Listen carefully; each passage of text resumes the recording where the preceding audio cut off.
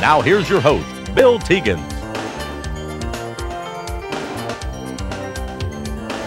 Hi everybody, and welcome to the Eddie Sutton Show. What a great season for the Cowboys, capped off by the Final Four, a visit to Seattle. And Coach, I tell you what, if we were talking a minute ago, if someone would say to any team, you're going to be in the Final Four, how exciting, you'd take that in a minute, but when you get there, you really want to win those games. You get greedy, but you know, we had a shot. Had we played as well against UCLA as we had played the previous week against Wake Forest and the University of Massachusetts, we would have been in the championship game Monday evening. And of course, had we gotten there, we really believed we could beat Arkansas, and we certainly played UCLA much better than the Razorbacks did in the championship game. But we didn't play quite as well in the game with UCLA, and maybe they had something to do with it. They're a very good basketball team.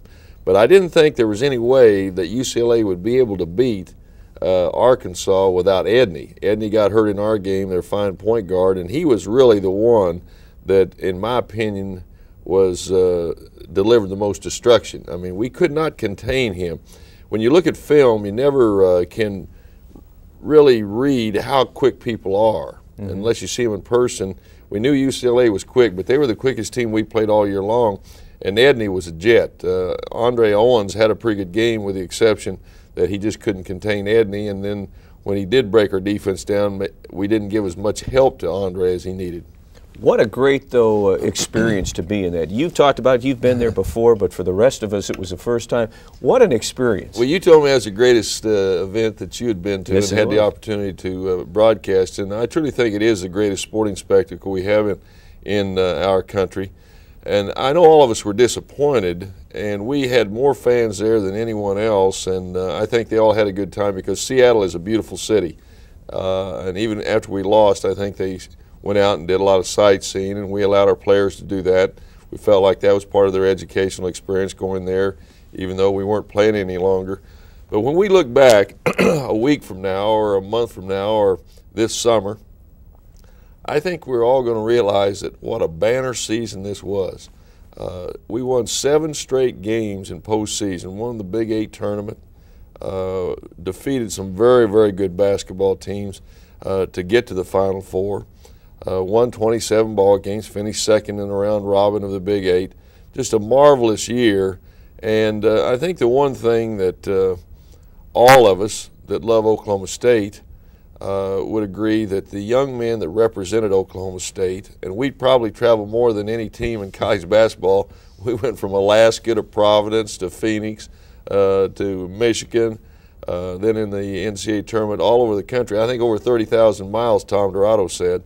They were great ambassadors for OSU and for the state of Oklahoma. And the one thing that really came out of all this, I have never seen such a rallying point for not only OSU people, but we had a lot of Oklahoma Sooners cheering for us. And I think it brought great pride to this state. And the young men that represented OSU on this basketball team did it in a classy way. Well, that's one of the things, you know, you talk about the fact that those 4 seniors are such great players and they've meant so much, but they're such wonderful people, and they really are. I got the opportunity to be around them for all these years, and they're just great kids. We're going to miss Big Country and Randy Rutherford and Terry Collins and Scott Pierce, but they certainly have given a great deal to this basketball program, to this university. 99 wins in 4 years. That's what those seniors have done. That's amazing. Well, we've got some basketball to talk about. When we come back, we'll take a look and a visit to Seattle in the Final Four when the Eddie Sutton Show continues. Welcome back to the Eddie Sutton Show. Let's go to the Final Four in Seattle. Boy, you had a nice send-off, Coach, as you got ready to leave. Great send-off. You know, we came back from East Rutherford. We had a packed house in Gallagher Iba at 2:30 in the morning. No school in the country gets any better support from their student body and from their fans than we do. And then when we got ready to depart on Thursday morning, there you see Andre Owens giving the OSU chant. And but great turnout there to put us on our way to Seattle. That's got to be a nice inspiration to the players there. No one cares. Love us. Our 4 seniors are great young men, but they're really a little reserved, and I always have a hard time getting them to speak. But we don't in Keontae Roberts and Andre Owens and Jason Scare, 3 guys who will be back next year. There's a look at the skyline of Seattle, and there's a look at the the arena where we played. Kingdome, 38,000 plus in that place. Boy, what a great facility. Did you think there was any electricity in the air? Oh, it's unbelievable. I mean, until you've been there and sat there, and you told me about this, but especially on that on the Saturday when you had 2 games. But we also ought to mention Bryant Reeves put on quite a show with that slam the day before practice. Well, the legend of Big Country lives on. I mean, they'll talk about Bryant Reeves for the rest of the time that they play the NCAA, because that was really something. He shattered that glass board, and Billy Packer and I went out there. He had never seen a broken board before, and most people hadn't, but Country got a standing ovation when he did it. He really did. It was Scott Pierce early in the game. You had him playing after the first couple of minutes. The 2 things that we felt like we needed to do to win, we had to put them in a half-court game, and we really shut off their transition game, which they do so well, the best of anybody in college basketball.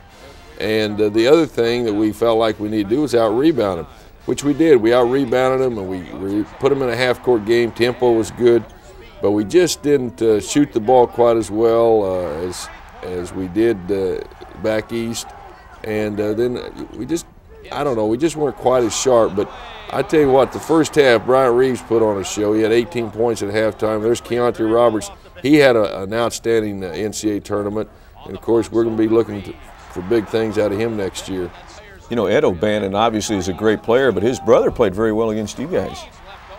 That was another thing we did well. We held Ed O'Bannon, who I think is one of the 2 or 3 best players in college basketball, to 15 points. But his brother Charles really hurt us. He scored 19. I think Charles O'Bannon and Edney were the 2 guys that really elevated their game and hurt us. And Randy didn't have as good a shooting game, and their defense had something to do with it. Terry steps up and hits one, and then Terry got hurt. He got hurt, twisted his ankle, and right there. I think he's had ankle problems for most of the season. Well, he has displayed a lot of courage, though. He's had a lot of injuries, but he's continued to play when he was hurt. Pretty good job there by Big Country. Well, Bryant Reeves was an all-tournament performer here, and I think he certainly didn't hurt himself as far as his stock in the draft, which will be June 28th. He faced some big centers down the stretch in the NCAA and outplayed them all. Well, Edney's quick, wasn't he? They changed to a zone in the second half and fronted Brian and gave weak side help, which made it very difficult for us to get the ball into him. But we get into halftime 37-37, and I felt good. The only thing we'd done in the first half I didn't like was the fact we turned it over 14 times. We had great efficiency as far as scoring when we didn't turn it over. Second half, we only turned it over 5 times and did a much better job in that area. Look at that. That's a pretty big-time move right there. It certainly is. There's another look at it. Country, you know, he's been such a great player for 4 years, but you could just see his confidence grow in this postseason. Well, we've truly felt, and I know our players felt this way, those 4 seniors in particular, they felt they were going to win the national title. I mean, when you get there, you got to have a lucky bounce or some friendly calls, and I didn't think we got too many friendly calls down the stretch. Yeah. May have got one lucky bounce there, however, with Randy. That was quite a three-pointer. I didn't think that was going in. No, you're right. It just, you know, you never want to complain about officiating, but you have to adjust, I guess, and it just seemed like some interesting calls or non-calls made in that game. Many times the non-calls are just as destructive or just as hurtful as maybe a bad call, and there were some things when we went back and graded the film that could have been called maybe a little differently. Well, look how much time is left. You're very much in this game. You probably have right where you want them. I don't know. Right here, we got down, I think, with about 2.5 to go. We were still just down 2 points. And, of course, the final, there's a great pass by Pierce. The final margin of victory for UCLA is not indicative of how close this game was. They hit 24 out of 28 free throws, and when we got behind late, we had to foul as you normally do, but they hit every one of their free throws there down the stretch. Well, here you're okay right here. This is a great shot. That was a spatial scoring play that we set up. And there, I took out all of our seniors and they gave him a standing ovation. I mean, you can imagine that close to 38,000. 38,000, 39,000, and I wanted to give the younger players. Once we knew the game was, history, then we wanted to allow everybody that was eligible to play to get in the game, because someday they can tell their great grandchildren, "Hey, I played in the Final Four." And they're a great reception. We got home. We came back to Gallagher, Iowa, and the people were still excited. I think some of our students realized that, hey, we had done something special going to the Final Four, even though we didn't win the national title. And they give every team up there an NCAA trophy, and of course there's only one that's gold, and that's the team that resides in Los Angeles, UCLA Bruins, a great NCAA champion. Well, I tell you what, you look at what these guys have accomplished. You said the seniors 99 wins, and how much they've meant to the program. And I know it's got to be tough for you to say goodbye to those guys, and because of not only is their basketball ability, but as we talked about, is the kind of people they are. It's always tough that last game when you know that you're never going to be able to play together again. But I can't applaud our seniors enough. They gave so much, and I really believe that we had magic chemistry. Sometimes you may not have the best players, but if your chemistry is good, then you can win. And I thought this team had that feeling for each other. They had compassion for each other, and they understood their roles. And I've never had a basketball team that maximized their talent any better than this ball club. I've had a lot of teams that were much more talented, but this was a very, very good basketball team. And to see what they accomplished from the beginning of the season to the end was really fun to watch. Well, when we come back, we're going to take a look back at that season when the Eddie Sutton Show continues. Welcome back to the Eddie Sutton Show. What a great ride for the Cowboys this year. And our off-the-court feature today, Tom Dirato and Wade Pearson take a look back on this great season of Cowboy basketball.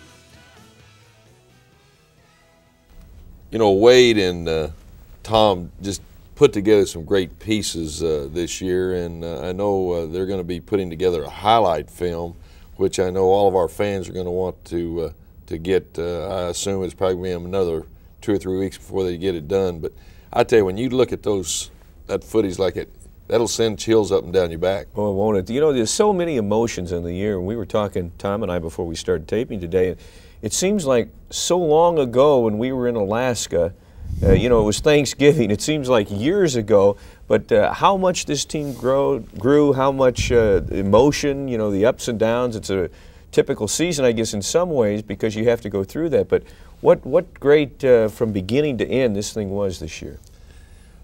Well, you know, when we started the season out, I think all of us were very optimistic. We went into Anchorage and lost 2 games, came out of there a little depressed. Then we dropped a couple other games in December that I thought we probably could win. I think the highlight of December is when we really drilled LSU over in Tulsa. So it was up and down. And then we had some time to work during the Christmas break. And I thought after the disaster in Providence that we had straightened a lot of those things out. And then we opened the Big 8. We go to Kansas State, a team that, you know, ended up in the lower half of the Big 8 race and got beat. And I think all of us were down, and I'll throw this up again. I don't know if it was you or Tom said, do you think we'll be good enough to make the NIT? Let's blame Tom for that one, can we? And I said, well, I think we'll be all right. But then the guys came back and really got focused, and all of a sudden it clicked in, and everybody understood what each player needed to do in order to give us a chance to win. And then a lot of guys that didn't get any credit because you never see them on film were the red shirts. Mm-hmm. And they were out there every day just working their tails off and making the older players or the players that were playing much better. You had guys like Keontae Roberts and Jason Skier, 2 guys that the last half of the season didn't start, but they were very valuable coming off the bench, and they grew and they matured. And then all of a sudden we started believing. And the players started believing, and by the time we got the Big 8 tournament, we were a very, very solid basketball team. Even though we lost the last regular season game for the league championship in Lawrence, when we got the tournament, they knew they were good. And then once we got in the NCAA tournament and we beat Drexel, we beat Alabama, we beat Wake Forest, we beat Mass.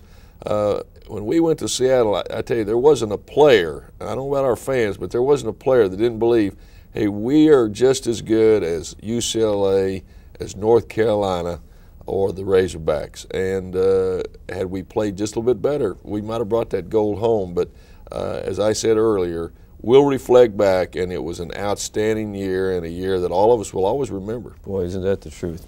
Well, when we come back, we'll talk about what's ahead for the Cowboys because fortunately or unfortunately, it's time to go to work again when the Eddie Sutton Show continues. Welcome back to the Eddie Sutton Show. Coach, I know it's not a time that you can sit back and relax. A lot of recruiting to be done. I'd like to relax for a while, but I can't because we've got to find some players to replace those 4 seniors we're losing. And so right now, Paul Graham, Sean Sutton, Randall Dickey, myself, we're going to be hitting the road. Only 3 of us can hit the road, but we're going to be bringing recruits to our campus for the official visits. National signing date is next Wednesday. But there'll be a lot of young men that haven't made up their decisions because they haven't made their visits by then. So we've got to try to sign 2 or 3 more guys this spring and to help replace those guys we're losing. And you've also got some summer basketball camps that we can talk about? Well, that's always one of the highlights for me because there's not any pressure there and you get to work with a lot of young people. And I might say that we have 3 camps, a mini camp starting June 5th, the individual camp starting June 11th, and the team camp June 17th. And anyone that's interested in sending their son or their grandson to our camp, I think it's a marvelous experience. We're going to have Big Country and Randy and Brooks Thompson and Corey Williams and a lot of the former players that are helping with the camp. But they can contact our office at number 744-5845, and they can get an application. We'll be looking forward to seeing their youngsters here this summer.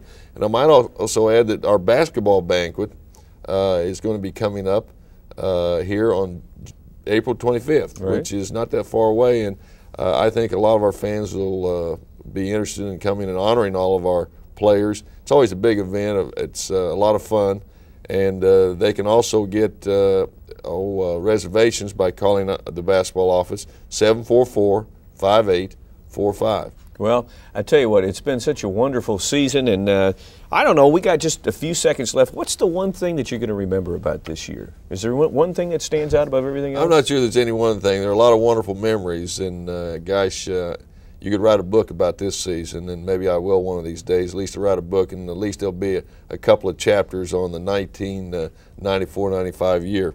You know, before we depart, I just want to thank you. You're always so fun to work with, and Tom Dirato and Wade for the work they do here, and all the people here at ETS. They do it.